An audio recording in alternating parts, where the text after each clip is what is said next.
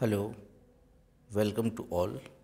This is Dr. Vinod Kumar Berwa, Associate Professor of English, SRP Government College, Bandikui. Today we will discuss or study the famous short story of Rabindranath Tagore's Living or Dead. Before to start this story, Living or Dead, I would like to give a brief information about Rabindranath Tagore. Rabindranath Tagore is one of the greatest, or undoubtedly one of the greatest writer of the modern India. He was born on 1861 and died in 1941. Rabindranath Tagore, as a writer, he looked at the life from the humanist point of view. He is a true apostle, universal brotherhoodship and understanding. He was embodied these lofty ideals and established a Santi Niketan, a university that was to transmit the message of love and selfless knowledge to all mankind. When India was struggling for the freedom, he passes away in that critical phase. He was deeply mourned by the countrymen and countless readers he admired all over the world. Rabindranath Tagore was a versatile genius who was not only wrote painting, acted, composed music, but also took an active part in the national struggle of the freedom movement of India. He was endowed with a rare imagination and a felicity of expression. He wrote more than 50 dramas, 40 volumes of novels, and short story fictions, besides innumerable collection of his poems and philosophical essays. In 1913, he became the first Asian to win the Nobel Prize for the literature, particularly Gitanjali, which he himself translated into English and which is considered his masterpiece. This was followed by the invitation which took him many parts of the world, including Europe, China, Japan, United States, and the Soviet Union. The present story, Living or Dead, is one of the famous story of Rabindranath Tagore. It is taken from the collection of his entitled Hungry Stones. Its theme is very striking. What is the difference between life and death?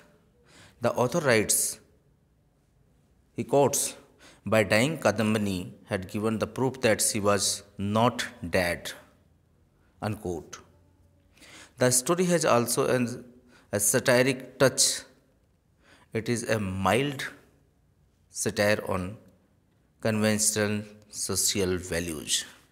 तो ये present story है, इसको हम अगर discuss करें अब, because this is a long story, so I would like to give you a brief short note of the story, and then we'll give you the detailed story. We will read the story, continue, so be attentive. तो present poem है मृत या जीवित, टैगोर की प्रसिद्ध कहानियों में से एक है। ये कहानी, जैसा मैंने कहा आपको, हंग्री स्टोन से का नामक का एक संकलन था, कलेक्शन था, वहाँ से ली गई है। इसकी कथा वस्तु बड़ी असामान्य है। जीवन और मृत्यु का अंतर क्या होता है, इसमें लेखक दिखाता है कि कादम्बिनी मर कर के ये प्रमाण देती है कि वो मृत नहीं है। एक बहुत बड़ा व्यंग है कहानी में। हमारे पारस्परिक जीवन मूल्यों पर कहानी में हल्का व्यंग जो दिखाई देता है वो इसके अंदर है। तो अब संपूर्ण कहानी का हम एक हिंदी अनुवाद के रूप में इसका मैं रीडिंग करता हूँ, एंड उसके बाद में जो नेक्स्ट पार्ट आएगा लिविंग और डेड का, उसमें हम इसके डिफ़िकल्ट क्वेश्चंस एंड इसके थीम के बारे में डिस्कस करेंगे, as well as the character of Kadambini and the social values के ऊपर हम डिस्कस करेंगे। तो ये जो कहानी है मृत या जीवित, रानी हाट के जमींदार शारदा शंकर के घर में रहने वाली विधवा जो अपने परिवार के साथ है, शारदा शंकर नाम के एक जमींदार की एक कहानी है। उसके परिवार में कोई रिश्तेदार नहीं था। एक के बाद एक सबकी मृत्यु हो गई। नहीं पति के परिवार में ऐसा कोई था जिसको कि अपने पति के भाई का एक बेटा उसे बहुत प्रिय था। उसके जन्म के बाद काफ़ी समय तक उसकी माँ बीमार रही, जिसके कारण विधवा कादम्बिनी ने ही उसका लालन पोषण किया। यदि और कोई दूसरी के बच्चे का लालन पोषण करती तो उसके प्रति उसका स्नेह और भी ज़्यादा होता, क्योंकि उसका उस पर कोई अधिकार नहीं बनता। खून का अधिकार सिर्फ प्यार के नाते ही उसका अधिकार होता है। ममता अपने अधिकार को किसी दस्तावेज द्वारा सिद्ध नहीं कर सकती जो कि समाज को स्वीकार्य हो, और उसे सिद्ध करना भी नहीं चाहती। वह सिर्फ अपने जीवन के अनिश्चित खजाने की दुगनी भावना से पूजा करती है, और इस प्रकार उस विधवा का सारा प्यार उस बच्चे पर निछावर हो गया है। श्रावण की एक रात को कादम्बिनी की अचानक मृत्यु हो गई। किसी कारण से उसके हृदय की धड़कन रुक गई। संसार में हर जगह कार्य के पहले की तरह चलते रहे, केवल इस कोमल लघु सीने में जो कि प्रेम से पीड़ित था, समय की घड़ी हमेशा के लिए ठहर गई। कहीं पुलिस उन्हें तंग न करे, इस डर से जमींदार ने 4 ब्राह्मण और नौकर विधवा के साथ के शरीर को बिना रीति रिवाज के जलाने के लिए ले गए। रानीहाट का शमशान गांव से बहुत दूर था। वहां तालाब के निकट एक झोपड़ी थी। उसके पास एक विशाल बरगद का पेड़, इसके अलावा कुछ नहीं था। पहले जो नदी वहां बहती थी वह बिल्कुल सूख गई, और जल के अलावा कुछ नहीं। जल प्रवाह के एक भाग में ही खोद कर तालाब बना दिया गया है, जिसमें अंतिम संस्कार के कार्यों को संपन्न किया जा सके। लोग तालाब को उस नदी का एक भाग ही समझते थे और उसी प्रकार इसकी पूजा करते थे। शरीर को झोपड़ी में ले जाकर चारों आदमी वहाँ बैठकर लकड़ियों का इंतजार करने लगे। समय इतना लंबा लग रहा था कि उनमें से 2 आदमी बेचैन हो उठे और ये देखने चले गए कि लकड़ी अब तक क्यों नहीं आई। नितई और गुरचरण के चले जाने पर विधु और वनमाली शरीर की निगरानी के लिए रुक गए। श्रावण की अंधेरी रात थी। तारों से रहित आसमान में घने बादल छाए हुए थे। अंधेरे कमरे में दोनों आदमी चुपचाप बैठे हुए थे। उनकी माचिस और लैंप बेकार थे। माचिस गीली हो गई थी और पूरी कोशिश के बावजूद भी नहीं जल रही थी। लालटेन बुझ गई थी। लंबी चुप्पी के बाद एक ने कहा, भाई, अच्छा होता यदि हमारे पास तंबाकू का प्याला होता, जल्दबाजी में हम कुछ नहीं लेके आए। दूसरे ने उत्तर दिया, मैं दौड़कर जाता हूँ और सब कुछ जो हमें चाहिए वो लाता हूँ। बनमाली, क्यों जाना चाहता है? यह समझाते हुए विधु ने कहा, मैं ये कहने का साहस कर सकता हूँ कि इस बीच यहाँ मुझे अकेले ही बैठना पड़ेगा। फिर बातचीत बंद हो गई। 5 मिनट 1 घंटे के समान लगने लगे। वैसे ही वे मन ही मन उन दोनों को कोसने लगे जो लकड़ी लेने के लिए गए थे। उन्हें शक होने लगा कि वो दोनों किसी अच्छी जगह बैठकर गप्पे मार रहे होंगे। तालाब से मेंढकों और झींगरों की निरंतर सुनाई देने वाली आवाज़ के अलावा और कुछ आवाज़ नहीं आ रही थी। अचानक उन्हें लगा जैसे बिस्तर थोड़ा सा हिला, मानो सबने करवट ली हो। विधु और वनमाली काँप उठे और राम राम बोलने लगे। कमरे में एक गहरी सांस लेने की आवाज़ सुनाई दी। एक ही क्षण में दोनों व्यक्ति झोंपड़ी के बाहर कूद पड़े और गांव की ओर दौड़े। करीब 3 मील दौड़ने के बाद उन्हें अपने साथी मिले जो एक लालटेन के साथ वापस आ रहे थे। वास्तविकता तो यह थी कि वे धूम्रपान करने गए थे और लकड़ियों के बारे में उन्हें कुछ पता नहीं था, परंतु उन्होंने घोषणा की कि एक पेड़ काट लिया गया है और जब उसके टुकड़े के दिए जाएंगे तो तुरंत वो लेकर के आ जाएंगे।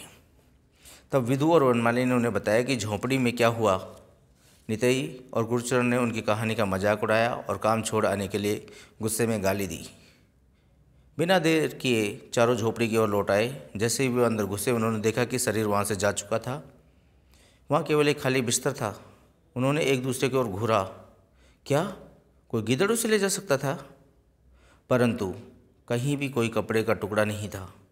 बाहर आकर उन्होंने देखा कि झोंपड़ी के दरवाजे के आगे जो मिट्टी इकट्ठी हो गई थी उस पर एक औरत के पैरों के निशान हैं जो हाल ही में बने थे। शारदा शंकर मूर्ख नहीं था और इस भूत की कहानी में उसे विश्वास दिलाना मुश्किल था। काफ़ी विचार विमर्श के बाद उन्होंने निश्चय किया कि यह कह देना उचित है कि उसका शरीर को जला दिया।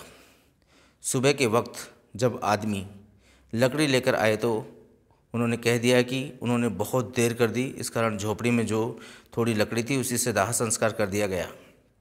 इस बात पर किसी को कोई संदेह भी नहीं होगा, क्योंकि सब इतना मूल्यवान वस्तु नहीं थी और कोई इसे चुरा ले। प्रत्येक व्यक्ति जानता था कि कोई चिन्ह नहीं होने के बावजूद भी अक्सर जीवन रहस्यमय रूप से उपस्थित रहता है और ऊपर से मृत दिखने वाला शरीर में फिर से जीवन आ सकता है। कादम्बिनी की मृत्यु नहीं हुई थी, फिर भी उसके जीवन की मशीन किसी कारणवश अचानक रुक गई थी। जब उसे होश में आया तो चारों ओर देखा और घना अंधकार दिखाई दिया। उसे एहसास हुआ कि वह वहाँ हमेशा उसके लिए स्थान पर नहीं है। वह बोली, दीदी तुम्हारे दीदी, परंतु अंधेरे में कोई जवाब नहीं आया। जैसे ही वह बैठी भयाक्रांत होकर के अपनी मृत्युशैया का स्मरण हो आया, उसकी छाती में अचानक दर्द उठा। अचेतन होने की शुरुआत। उसकी जेठानी बच्चे के लिए कुछ दूध गर्म कर रही थी। तभी कादम्बिनी ये बोलते हुए, बहन बच्चे को यहाँ ले आओ, मैं चिंतित हूँ, बेहोश होकर बिस्तर पर गिर पड़ी। इसके बाद सब कुछ काला, जैसे स्याही की दवात किसी अभ्यास पुस्तिका पर फैल गई हो। कादम्बिनी की याददाश्त और होश हवास दुनिया की किताब के सारे अक्षर एक ही क्षण में आकारहीन हो गए थे। विधवा को यह याद नहीं आ रहा था कि बच्चे ने आखिरी बार अपनी मीठी आवाज़ में आंटी कहकर कब पुकारा था या नहीं। उसे यह याद नहीं रहा कि जब उसे मृत्यु के लिए अपने अज्ञात यात्रा शुरू करने के लिए संसार को छोड़ा था, तब उस शांत स्थान के लिए उसे प्रेम का वह उपहार मिला था या नहीं जो अनंत यात्रा में खर्च करने के स्वरूप धन स्वरूप होता है। मेरी कल्पना के अनुसार सबसे पहले उसने सोचा होगा कि एकांत अंधकारपूर्ण स्थान यमलोक है, जहाँ कुछ भी देखने और सुनने के लिए नहीं है। निरंतर देखते रहो, परंतु एक मीठी भीगी हवा का झोंका दरवाज़ा के अंदर आया और उसने मेंढकों के टर्राने की आवाज़ सुनी तो स्पष्ट रूप से एक ही क्षण में अपने छोटे से जीवन में दुख दर्द स्मरण हो आए और वह धरती से अपने संबंध महसूस करने लगी। तभी बिजली चमकी और वह तालाब, बरगद का पेड़, मैदान दूर पड़े दिखे। उसे याद आया कि पूर्णिमा के दिन वह कभी कभी इस तालाब में नहाने आती थी और उसे मृत्यु कितनी भयानक लगी थी जब उसने शमशान की ओर एक शव को देखा। सबसे पहले उसके मन में यही विचार आया कि वह घर वापस लौट जाए, परंतु फिर उसके मन में विचार आया कि मैं तो मर चुकी हूँ, मैं घर वापस कैसे जा सकती हूँ, इससे घर वालों पर संकट आ जाएगा।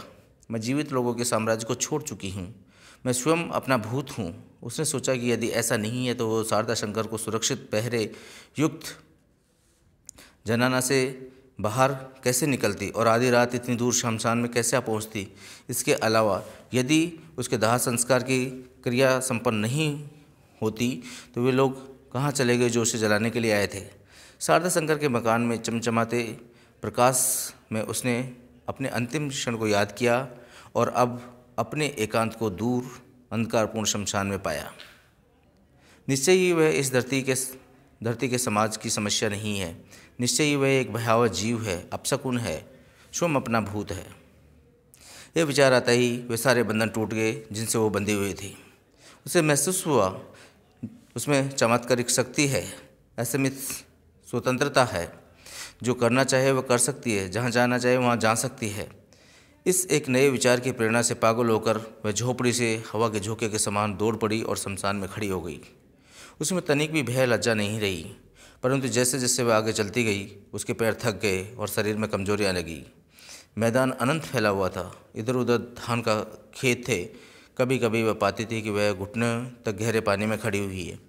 सुबह की पहली किरण के साथ उसने दूर घरों के पास के बांस जो झुंडों पर बैठे हुए एक पक्षी का स्वर सुना। तब भय ने उसे जकड़ लिया। वह समझ नहीं पा रही थी किस नए संबंध से वह इस धरती पर खड़ी है और जीवित लोगों से उसका क्या नया संबंध है। तब वह शमशान के सपाट मैदान में थी और श्रावण की काली रात से घिरा हुआ था। तब तक उससे किसी बात का डर नहीं था। वह अपने साम्राज्य की निवासिनी थी। सुबह की रोशनी लोगों के मकानों से वह भयभीत हो गई। आदमी और भूत एक दूसरे से डरते हैं क्योंकि उनकी जातियाँ मृत्यु की नदी को भिन्न किनारों पर निवास करती है। उसके कपड़े कीचड़ से सने हुए थे। विचित्र विचारों और रात के चलते रहने के कारण वह पागल और प्रतीत होती थी। सचमुच में वह देखने में ऐसे लग रही थी लोग उसे देखकर डर जाएं और बच्चे तो उसे पत्थर मारने लगे या भाग जाएं। भाग्य से जिस व्यक्ति ने उसे सबसे पहले देखा था वह एक यात्री था। वह उसके पास आया और बोला, माँ, तुम एक सम्मानीय महिला लगती हो। तुम अकेले में इस वेश में कहाँ जा रही हो? कादम्बिनी अपने विचारों को एकत्रित नहीं कर पाने के कारण चुपचाप उसे घूरती रही। वह नहीं सोच पा रही थी कि अभी भी वह संसार के संपर्क में है, कि वह एक सम्मानजनक महिला लगती है, कि एक यात्री ने उसे सवाल पूछता रहा। आदमी ने फिर कहा, आओ माँ, मैं तुम्हें घर छोड़ देता हूँ। बताओ तुम कहाँ रहती हो? कादम्बिनी सोच में पड़ गई। अपने ससुराल में वापस लौट कर जाना तो व्यर्थ होगा और पिता का घर है नहीं। तब उसे अपने बचपन की एक सहेली की याद आ गई। युवा होने के बाद से ही उसे जोगमाया ने नहीं देखा था, परंतु समय पर एक दूसरे को पत्र लिखे थे। कभी कभी उन दोनों के बीच झगड़ा भी हो जाता था, जो सही भी था, क्योंकि कादम्बिनी इस बात को स्पष्ट कर देना चाहती थी कि जोगमाया उसे अपार स्नेह है, जबकि उसकी सहेली को शिकायत थी कि कादम्बिनी उसे इतना प्यार नहीं करती जितना उससे करती है। दोनों को इस बात का विश्वास था कि यदि वे एक बार मिलें तो फिर से अलग अलग नहीं होंगे। कादम्बिनी ने यात्री से कहा, मैं निश्चिंतपुर में श्रीपति जी के घर जाऊंगी। वह कलकत्ता जा रहा था। निश्चिंतपुर रास्ते में ही पड़ता था, इसलिए उसने कादम्बिनी को श्रीपति के घर ले गया और दोनों सहेलियों दोबारा एक दूसरे से मिली। पहले तो एक दूसरे को पहचान नहीं पाई, परंतु धीरे धीरे एक दूसरे के बचपन के नाक नक्शे याद आए और फिर दोनों एक दूसरे को पहचान लिया। क्या भाग्य है, जोगमाया बोली। मैंने सपने में भी नहीं सोचा था कि मैं तुम्हें फिर से देख पाऊंगी। परंतु तुम यहाँ कैसे आई बहन? तुम्हारे ससुराल वाले निश्चय ही तुम्हें जाने नहीं देते। कादम्बिनी चुप रही और अंत में कहा, बहन, मेरे ससुराल वाले के बारे में मत पूछो। मुझे रहने के लिए एक कोना दे दो और मुझे अपनी नौकरानी समझो। मैं तुम्हारा काम करूँगी। क्या? जोगमाया चिल्लाई, तुम नौकरानी की तरह रखूँ? तुम तो मेरी घनिष्ठ मित्र हो। तुम मेरी? ऐसे कहते हुए चली गई। तभी श्रीपति अंदर आया। कादम्बिनी कुछ देर तक उसे घूरती रही, फिर बहुत धीमी गति से बाहर चली गई और अपना सिर नहीं ढका और थोड़ी सा भी सम्मान या शिष्टता प्रकट नहीं की। जोगमाया भयभीत हो गई कि श्रीपति उनकी सहेली के प्रति गलत धारणा नहीं बना ले, इसलिए लंबा चौड़ा स्पष्टीकरण देने लगी। परंतु श्रीपति को जोगमाया की हर बात से जो जल्दी ही सहमत हो जाता था, उसकी कहानी को बीच में ही काटकर सहमति दे दी और कहा, जोगमाया को परेशान मानसिक स्थिति को छोड़कर चला गया। कादम्बिनी आ तो गई, परंतु अपनी सहेली से घुल मिल नहीं पाई। मृत्यु उन दोनों के बीच में थी। जब तक चेतना शेष थी और उसका अपना अस्तित्व उसे परेशान किए था, वह दूसरों के प्रति घनिष्ठता महसूस नहीं कर पाती थी। जोगमाया देखकर कादम्बिनी सोचती रही कि इसका पति है और इसका परिवार है, इसका अपना काम है, इसकी अपनी दुनिया है, और मैं बहुत दूर की दुनिया में हूँ। यह दुनिया के लोगों का स्नेह और कर्तव्यों की भागीदारी है और मैं खोखली छाया हूँ। जोगमाया भी बेचैन थी, परंतु अभिव्यक्त नहीं कर पा रही थी। महिलाएं रहस्य पसंद नहीं करती, क्योंकि यह अनिश्चित कविता में वीरता और विद्वता में तो ढाली जा सकती है, परंतु गृहस्थ जीवन में इसका कोई लाभ नहीं है। इसलिए जब किसी महिला को कोई बात समझ में नहीं आए तो वह उसे भूल जाती है या नष्ट कर देती है, या फिर अपने काम के लिए एक नया रूप दे देती है। यदि वह इन दोनों के तरीकों में से एक भी नहीं अपना पाती तो उसको लेकर क्रोधित हो जाती है। कादम्बिनी जितना ध्यान मग्न रहती, जोगमाया उसके प्रति उतना ही धैर्य खोती जाती।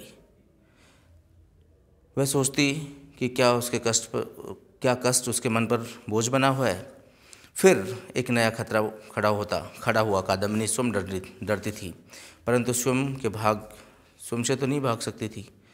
जो लोग भूत से डरते थे वे उनसे डरते हैं जो उनका पीछा करते हैं, जहाँ भी उन्हें भय नज़र नहीं आता। परंतु कादम्बिनी मुख्य रूप से अपने से भयभीत थी और किसी भी बाहरी वस्तु से उसे डर नहीं था। मध्यरात्रि को जब वह कमरे में अकेली थी तब चिल्लाती रही। शाम के वक्त लैंप की रोशनी में अपनी छाया को देखकर उसका सारा शरीर काँप जाता और उसके भय के कारण सारा घर एक प्रकार से आतंक से भर जाता।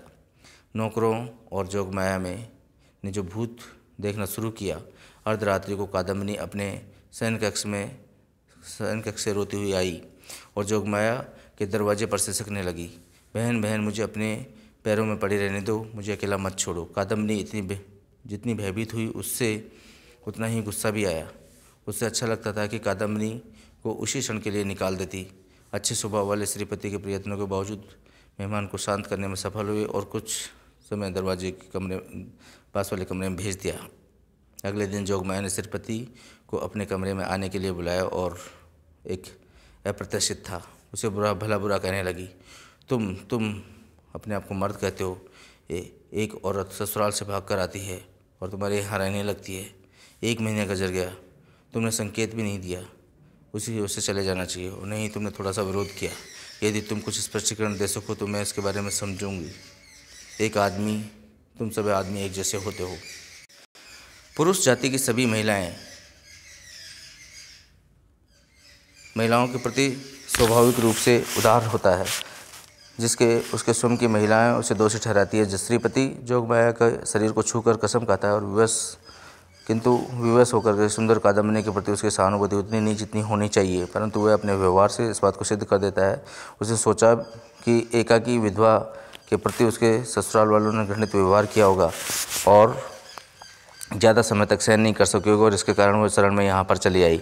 जब उसके माता पिता नहीं है तो उसको निकाल कैसे सकते, ये ऐसा कहकर उस मामले को छोड़ दिया, क्योंकि कादम्बिनी से अप्रिय प्रश्न पूछने के उसको दुखी नहीं करना चाहता। तभी उसकी पत्नी ने दूसरे तरीके से उस पर दबाव डाला, जिससे अंत में शांति बनाए रखने के लिए कहने लगा कि कादम्बिनी के ससुर को समाचार भेजना होगा। एक पत्र का परिणाम शायद संतोषजनक नहीं तो इसलिए श्रीपति ने निश्चय किया कि वह रानीहाट जाएगा और वहाँ जाकर के पता लगाएगा कि उसके ससुराल में वही कार्य गया।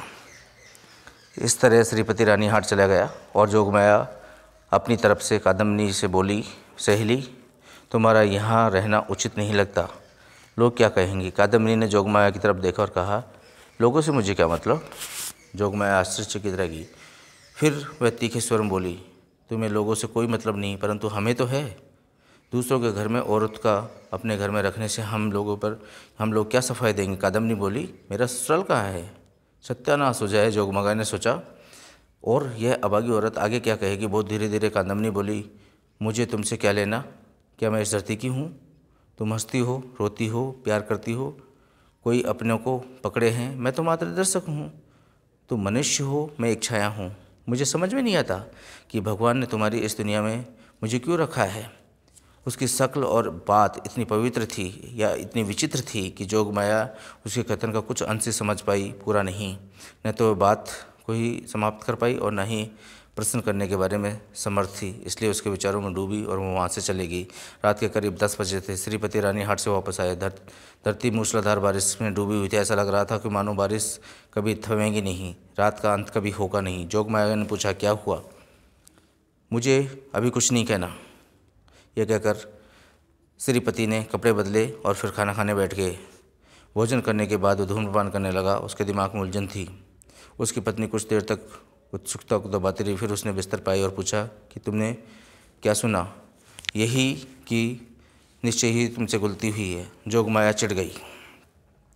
औरतें कभी गलती नहीं करती, और यदि करती भी हैं तो एक समझदार आदमी कभी उनका जिक्र नहीं करता, इसी में अपना भला समझता है और यह मान लेता है कि उससे गलती हुई है। जोगमाया पलट कर बोली, क्या अब तुम मुझे इस बात को बताओगे। श्रीपति ने जवाब दिया, जिस औरत को तुमने घर पर रखा हुआ है तुम्हारी कादम्बिनी नहीं है। यह सुनकर उसे बहुत हैरानी हुई, खासतौर पर इसलिए क्योंकि यह बात उसके पति ने कही थी। क्या मैं आपकी सहेली नहीं हूँ, मैं अपनी सहेली को नहीं जानती। क्या उसे पहचानने के लिए मैं तुम्हारे पास आऊँ। तुम वास्तव में बहुत चतुर हो। श्रीपति ने स्पष्ट करके कहा कि चतुराई को लेकर झगड़ा करने की कोई ज़रूरत नहीं है। जो कुछ उसने कहा उसको साबित कर सकता है। इस पर उसे कोई संदेह नहीं कि जोगमाया की कादम्बिनी की मृत्यु हो चुकी है। जोगमाया ने जवाब दिया, सुनो, तुम निश्चय ही कोई बड़ी गलती की है। तुम किसी गलत के घर पर चले आए हो।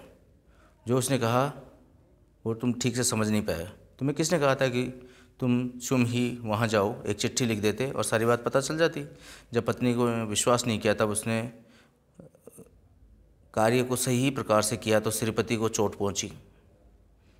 उसने सब तरह के सबूत पेश किए परंतु नतीजा कुछ नहीं निकला। आधी रात को दोनों तर्क में उलझे रहे। यद्यपि दोनों इस बात से सहमत हो गए कि कादम्बिनी को घर से निकाल देना चाहिए, लेकिन श्रीपति को विश्वास नहीं था कि उसके मेहमान को इतने समय तक अपने आप को जोगमाया की सहेली बताकर धोखा दिया, जबकि जोगमाया का मानना था कि कादम्बिनी एक वेश्या थी जो इस तरह कोई भी अपनी हार मानने को तैयार नहीं था। धीरे धीरे उनकी आवाज़ तेज होती चली गई। भूल गए कादम्बिनी पास वाले कमरे में सोई हुई है। एक ने कहा, हम अच्छी मुसीबत में फंस गए हैं। मैं बताता हूँ, मैंने अपने कानों से सुना है। जोगमाया ने गुस्से में जवाब दिया, मुझे इसकी क्या परवाह है, मैंने भी अपनी आंखों से अच्छी तरीके से देखा है कि वो कादम्बिनी है। कुछ देर बाद जोगमाया बोली, ठीक है, मुझे बताओ कादम्बिनी की मौत कब हुई। उसने सोचा कि कादम्बिनी की मृत्यु की तिथि और कादम्बिनी द्वारा जोगमाया को लिखे पत्र की तिथि में कोई अंतर होगा तो यह साबित कर देगी कादम्बिनी गलती पर है। परंतु जब कादम्बिनी की मृत्यु की तिथि बताई तो दोनों ने पाया कि जिस दिन कादम्बिनी घर से आई उससे कुछ दिन पहले उसकी मृत्यु हो गई। जोगमाया का दिल कांप उठा और वह श्रीपति भी अप्रभावित नहीं रह सका। तभी दरवाज़ा खुला, एक भीगी हवा अंदर आई और लैंप बुझ गया। सारे घर में अंधकार छा गया। कादम्बिनी कमरे में खड़ी थी। करीब 1 बजा था। बाहर बारिश हो रही थी। कादम्बिनी बोली, दोस्त, मैं तुम्हारी कादम्बिनी हूँ, परंतु मैं जीवित नहीं हूँ, मैं मर चुकी हूँ। जोगमाया भयभीत होकर चिल्लाई और श्रीपति कुछ बोल नहीं पाए। परंतु मृत होने के अलावा मैंने तुम्हें कोई हानि नहीं पहुँचाई।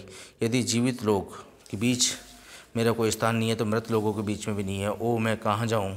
यह इस प्रकार से चिल्लाते हुए मानो उस संसार के कोई रचयिता को इस घनी बारिश घनी रात में जगाना चाहती हो। फिर वो बोली, ओह, मैं कहाँ जाऊँ। जोगमाया अंधकार से भरे घर में बेहोश होकर गिर पड़ी और कादम्बिनी उसे छोड़कर अपनी खुद की जगह ढूंढने के लिए बाहर संसार में चली गई। यह कहना मुश्किल था कि कादम्बिनी रानी यहाँ कैसे पहुँची, पर पहले दिन उसने अपने आप को किसी के सामने प्रकट नहीं किया। सारा दिन भूखे पेट जर्जर मंदिरों में बिताया। जब वह असमय वाला तीसरा पहर वर्षा और गहन अंधेरे से युक्त था और आने वाले तूफान के भय से लोग घर में छिपे हुए थे, कादम्बिनी बाहर निकली। जब कादम्बिनी ससुराल पहुंची तब उसका दिल कांप रहा था। वह अपने चेहरे पर एक मोटा पर्दा डालकर अंदर घुस गई। किसी भी द्वारपाल ने उसे नहीं टोका। उन्हें लगा कि कोई नौकरानी होगी। तेज वर्षा हो रही थी। हवा में शोर था। मालकिन शारदा शंकर की पत्नी अपनी विधवा बहन के साथ ताश खेल रही थी। रसोई में एक नौकर था। बच्चा बीमार शयन कक्ष में सो रहा था। कादम्बिनी सबकी नज़रों से बचती हुई कमरे में घुस गई। मैं नहीं जानता कि वह अपने ससुराल क्यों आई। वह खुद नहीं जानती थी। उसे सिर्फ यह महसूस हुआ कि उसने बच्चे को दोबारा देखना चाहती थी और उसने यह सोचा भी था कि और कहाँ जाना है या क्या करना है। प्रकाशमान कमरे में उसने देखा कि बच्चा सो रहा है, जिसकी मुट्ठियाँ बिछी हुई हैं और उसका शरीर बुखार से बहुत कमज़ोर हो गया है। उसे देखकर उसका हृदय सूखा और प्यासा हो गया। काश वह कुमलाए शरीर को सीने से लगा पाती। शीघ्र ही उसके विचार आया कि मेरा तो कोई अस्तित्व है नहीं। उसकी माँ और उसके सहेलियों के साथ गपशप लगा रही है और ताश खेल रही हैं। ताश खेलना पसंद है जब तक मैं इसको संभालती हूँ। इसकी माँ चिंता से मुक्त रहती थी। नहीं, अपने बच्चे पर जरा सी भी चिंता है उसे। इस प्रकार का देखभाल करती थी। इस प्रकार की देखभाल कौन करेगा। जब बच्चे ने करवट ली और आधी नींद में चिल्लाया, आंटी मुझे पानी दो, तो उसका प्रिय अभी भी उसे भूला नहीं है। बहुत अधिक प्रसन्न हुए और उसने कुछ पानी उड़ेला और अपने सीने पर लगाकर उसको पानी पिलाया। बच्चा सोया हुआ था। उसे सुपरिचित हाथों में पानी पीने में अजीब नहीं लगा, परंतु जब कादम्बिनी ने बहुत लंबे समय तक अपनी अतृप्त इच्छा को पूरा करने के लिए उसके पुचकारा, जब धीरे धीरे हिलाकर सुलाने लगी, तब वह जाग गया और लिपट गया। तुम मर गई थी आंटी, उसने पूछा। हाँ प्रिय, और तुम अब वापस आ गई हो, अब दोबारा मत जाना। इससे पहले कि वह जवाब देती, दुर्भाग्य उसके ऊपर टूट पड़ा।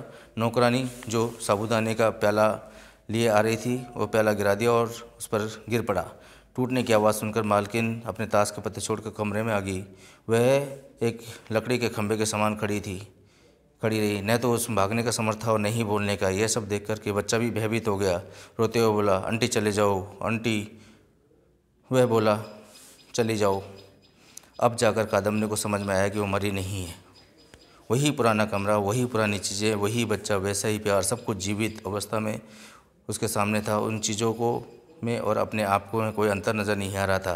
वह अपनी सहेली के घर, उसे लगा था कि वह जोगमाया की बचपन की सहेली मर चुकी है। वह अपने बच्चे के कमरे में गई और जान गई थी कि लड़की के आंटे की मृत्यु नहीं हुई है। दर्द भरी आवाज़ में वह बोली, बहन तुम मुझसे क्यों डरती हो? देखो मैं वैसी हूँ जैसे तुम मुझे जानती थी। उसकी जेठानी देर तक बर्दाश्त नहीं कर पाई और बेहोश हो गई। शारदा शंकर स्वयं जनाना में आया और हाथ जोड़कर दयनीय स्वर में बोला, क्या ये ठीक है? सतीश मेरा इकलौता पुत्र है। तुमने अपने आप को उसके सामने प्रकट क्यों किया? क्या तुम्हारे संबंधी नहीं है? जब से तुम गई हो प्रतिदिन कमज़ोर होता जा रहा है। वह निरंतर बुखार से पीड़ित है। दिन रात आंटी आंटी चिल्लाया और बोलता, तुम संसार छोड़ चुकी हो, अब इन माया के बंधनों को छोड़ दो, हम संपूर्ण क्रियाक्रम करेंगे। कादम्बिनी और सहन नहीं कर सकी। वो बोली, मेरी मृत्यु नहीं हुई है, मेरी मृत्यु नहीं है। ओह, मैं तुम्हें कैसे विश्वास दिलाऊं? मैं मरी नहीं हूँ, मैं जीवित हूँ, मैं जीवित हूँ। उसने ज़मीन पर एक पीतल का बर्तन उठाया और माथे पर दे मारा। उसके सिर से खून बहने लगा। देखो, चिल्लाई वो चिल्लाकर बोली, मैं जीवित हूँ। शारदा शंकर मूर्ति बनकर खड़ा रहा। बच्चा वैसे भयभीत होकर चिल्लाया। दोनों महिलाएं अचेत पड़ी थी। तब कादम्बिनी, मैं मरी नहीं हूँ, मैं मरी नहीं हूँ, चिल्लाते हुए कुएं की ओर भागी और कुएं में कूद गई। ऊपर की मंजिल से शारदा शंकर ने छपाक की आवाज़ सुनी। सारी रात बीत गई। बारिश आती रही। अगले दिन सुबह भी आती रही। दोपहर तक आ रही थी। मरकर कादम्बिनी ने साबित कर दिया कि वो मरी नहीं थी। So students, this is the complete story living और dead by Rabindranath Tagore. I think you have been clear with this note. I would like to conclude this beautiful story, Living or Dead. Have a nice day. Thank you.